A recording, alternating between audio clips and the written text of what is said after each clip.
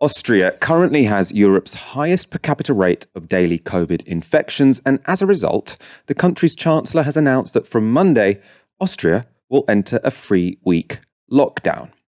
Now, lockdown has, of course, become a much abused term. We've become used to even minor restrictions in the UK being called lockdowns or a threat of a lockdown. But in this case, it does genuinely fit the bill. According to the Associated Press, people will be able to leave their homes only for certain specific reasons, including buying groceries, going to the doctor, or exercising. Wolfgang Muckstein, the country's health minister, said that kindergartens and schools would remain open for those who needed to go there, but all parents were asked to keep their children at home if possible. So this is a proper lockdown. At the same time this lockdown was announced, the government confirmed another policy to limit infections: mandatory vaccinations. Austria's Chancellor Alexander Schallenberg has announced that from February, all Austrians will be obliged to get vaccinated. The details of how the mandate will work are yet to be confirmed, but Schallenberg has said failure to get vaccinated will likely result in a fine. So why is Austria taking such drastic action? The country, alongside other German-speaking nations, has lower rates of vaccination than the rest of Western Europe. So you can see almost 25% of Austrians over 12 have not had a single dose of vaccine. That compares to 13.6% in the UK, 8.9% in France, and a stunning 1.5% in Portugal. So 98.5% of people over 12 have had at least one dose of a vaccine in Portugal. Quite incredible. That higher rate appears to have contributed to a higher caseload. So on Friday, people in Austria tested positive at a rate of 1,400 per 100,000 people. It was an all-time high for the country, and for a comparison, that compares to a rate of 580 per 100,000 on the same day in Britain. So you can see there, Austria far and away, really high case rates. You've got down at the bottom there, France, Italy, and Spain. They've all got very high vaccination rates and are doing pretty well. Germany, again, not particularly good vaccination rates, and it's now catching up with the United Kingdom. We have been sort of at a steady state, but at a high level for quite a while now. Combined with low vaccination rates, these high infections are feeding into high levels of occupancy in intensive care. So as you can see there, Austria, again, way up there compared to its European neighbours, and ultimately to higher death rates. So you can see again there, Austria higher and dramatically increasing. That's the kind of spike you don't want to see. Again, what you see there is the United Kingdom at a fairly steady but high state. It's now been overtaken by Germany, Belgium, and Austria when it comes to death rates. So why is it the case German-speaking countries appear to be suffering from low vaccination rates? I mean, I imagine it's not something intrinsic to the language, but according to the Financial Times, polling by Erfurt University gives some indication why many Germans don't want jabs. 80% of unvaccinated respondents said they needed to weigh up the risks and benefits first, and 41% simply considered vaccination unnecessary.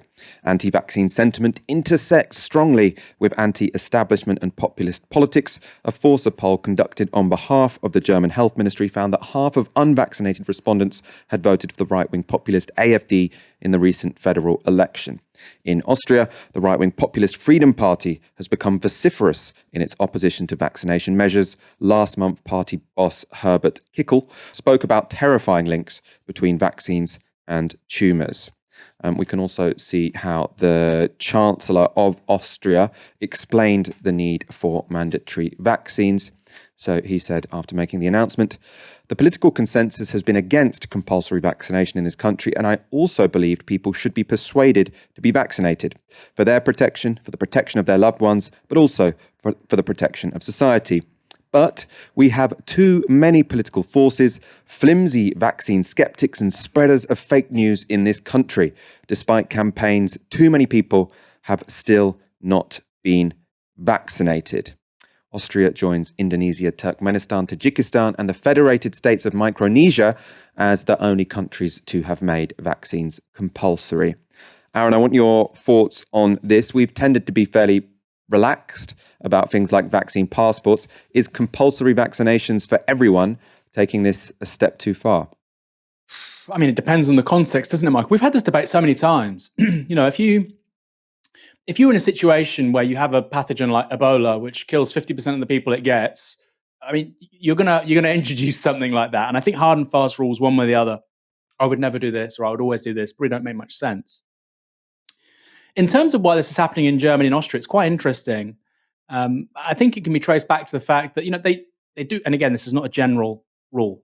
I'm not universalizing this idea, but with systems that have proportional representation, you have these smaller right-wing parties who, while they don't necessarily win power, do have a huge amount of say in the sort of public conversation, and we don't have that in the UK. And so, if you look at a party like the AfD, small, probably won't ever get near power. But what you do see in German civil society is a major political player, which is climate denying, which is overtly Islamophobic, and then does stuff like this. You look at the Tories, as terrible as they aren't climate deniers. There are huge amounts of climate deniers in them, but they want to be in a party which is near power and can make money, and they want the status. So they have to go into this broad tent organization because of the nature of our electoral system, and they have to be relatively, on some things, quite moderate. They can't be explicitly climate denying. They can't be saying that vaccines don't work, although many of their members think that. I'm sure many of their MPs think that too, privately. Some. So it's a different game with the Freedom Party and the AfD in Germany. And look, I've always, same on climate change, I've always backed proportional representation because I think in a democracy you need a democratic electoral system. But this is one of the downsides. You will have political organizations which appeal to a significant minority of public opinion and sway it. That's part of democracy. Good. But this can happen. So, it'd be interesting to see a sort of comparative study about this stuff and electoral systems. On the other hand, of course, the United States is first past the post. It's a simple two-party system. This is also a problem there, although not seemingly as bad as in the German-speaking countries.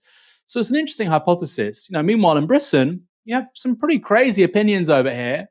But because you've got the public service broadcaster, which I'm not a fan of, that model, having a huge quasi-monopolistic share of broadcast media, because you've got the two-party system, actually these circles which refute vaccines, which say we shouldn't take it, etc., are far smaller than in Germany and Austria. That's not a comment on whether or not they're right.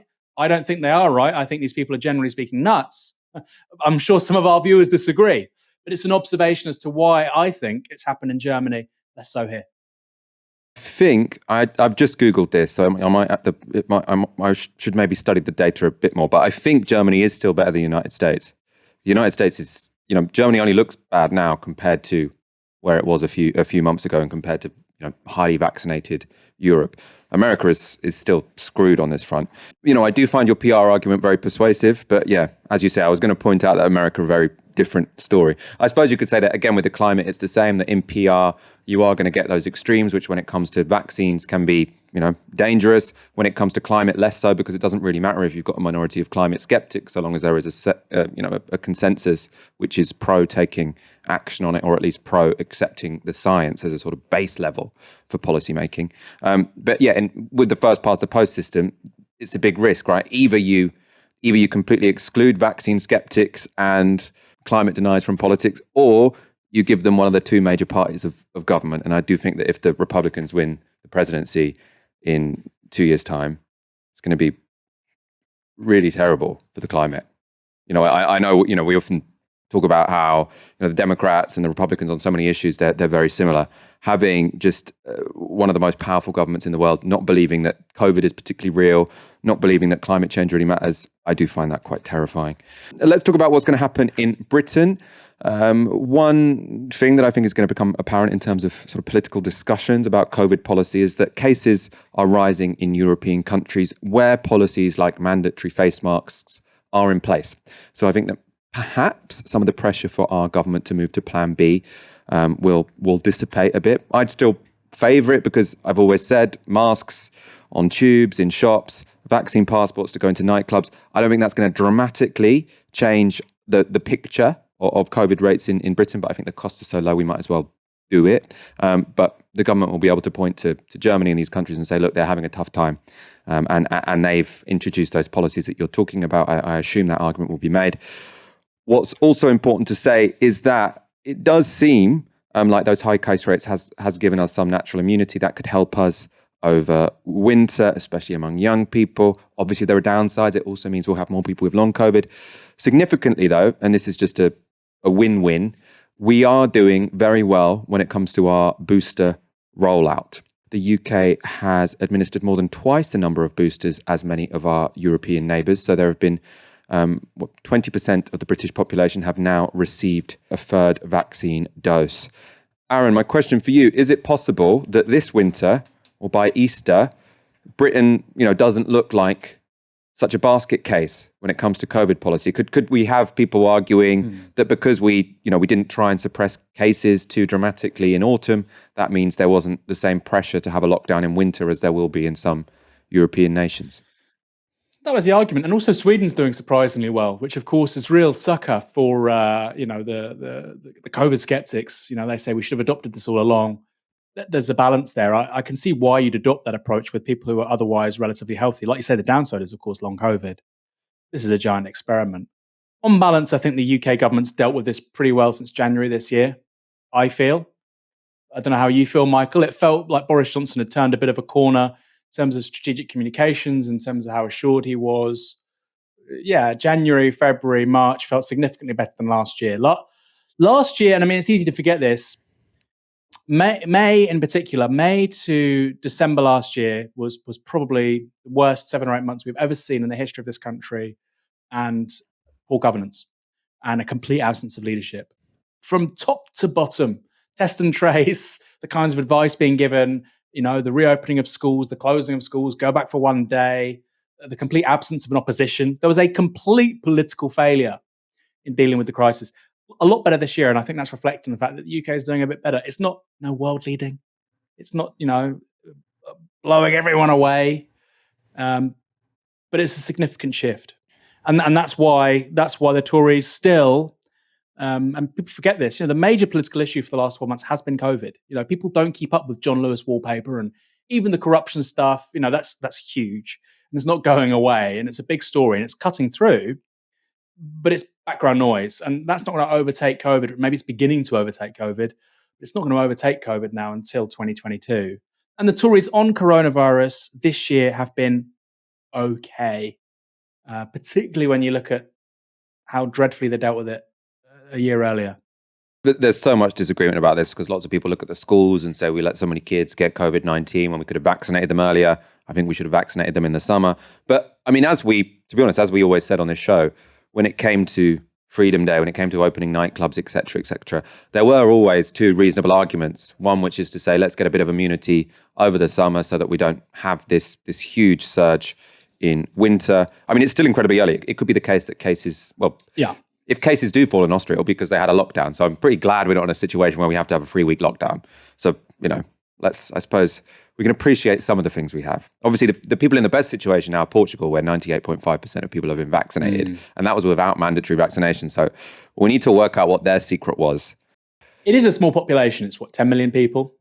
So easier to administer than a country. I mean, that's the thing with the US. I feel like people are saying, oh, Israel did it so quickly. The US did it. Of course, Donald Trump's an idiot, etc. But Israel, tiny geographically, small population, the logistical difficulties for a country like the US or China are infinitely harder than for a small European country. And more variability within the, in terms of the politics of each area. A Schmolbean with £2 says, in Blighty, we remember Wakefield and get our jabs. So I'm assuming that's Andrew Wakefield. He was the scientist who published a pretty dodgy paper about MMR jabs causing autism. I think it turned out he had some conflicts of interest and the whole thing collapsed. All I do know is that the fears were completely unfounded, but it took our vaccination program back by decades. And yeah, it does seem like maybe we have learned from that. Vaccine skepticism incredibly marginal in this country.